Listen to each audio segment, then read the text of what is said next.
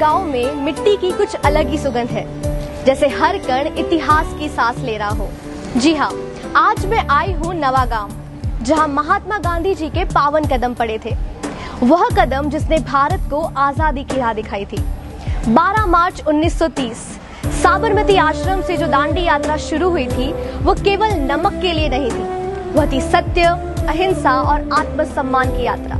और जब वह यात्रा नवागांव पहुंची तो यह गांव भी इतिहास के पन्नों में अमर हो गया। 12 मार्च 1930 भारत के स्वतंत्रता संग्राम का एक ऐतिहासिक दिन। यह वह दिन था जब महात्मा गांधी साबरमती आश्रम से अपने 78 साथियों के साथ ऐतिहासिक दांडी यात्रा की शुरुआत की। यह यात्रा 24 दिन और 241 मील लंबी थी। एक ऐसी यात्रा जिसने पूरे देश में आजादी की लहर उठाई। पहली रात गांधी जी असलाली में रुके और दूसरी रात पहुंचे नवागांव। जब गांधी जी नवागांव पहुंचे तो पूरे गांव में उत्साह और श्रद्धा की लहर उठ पड़ी। लोगों ने गीत गाकर, तालियां बजाकर और पूरी उत्साह के साथ उनका स्वागत किया। नवागांव पहुंचने पर गांधी जी ने गांव के एक खेत में संध्या प्रार्थना की, जहां आज विद्यालय स्थित है। प्रार्थना के बाद गांधी जी ने गांव वालों के साथ एक रात्रि सभा की और ब्रिटिश करो व अन्यायों के खिलाफ अहिंसक आंदोलन का संदेश दिया। गांधी जी ने कहा, हमारा संघर्ष केवल नमक के लिए नहीं है, बल्कि गरीबों के अधिकार का संघर्ष है।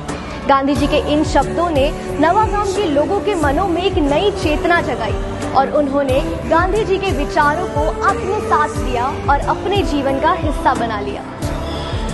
साल 1918 में, फिर 1930 में और उसके बाद भी कई बार गांधी जी नवागांव आए और यहाँ आकर उन्होंने किसानों, सत्याग्रहियों और स्थानीय नेताओं की मुलाकात की और हर बार गांव के लोगों ने उनका स्वागत पूरे उत्साह, श्रद्धा और प्रेम के साथ किया। 13 मार्च 1930 की शाम दांडी यात्रा नवागांव पहुंची और यहाँ गांव के लोग पहले ही से उनकी प्रतीक्षा कर रहे थे।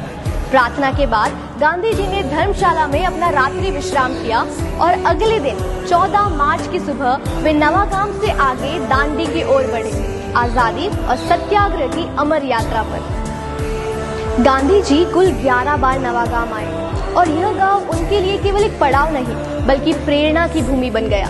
नवागांव के लोगों ने गांधी जी के विचारों को आत्मा की तरह अपनाया और यहीं से शुरू हुआ वह दृढ़ संकल्प जिसने भारत को आजादी की राह दिखाई।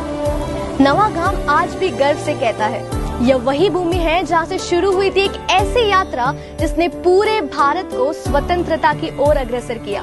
और गर्व की बात यह है, गुजरात टूरिज्म आज भी इन ऐतिहासिक स्थलों को सहेज कर रखता है।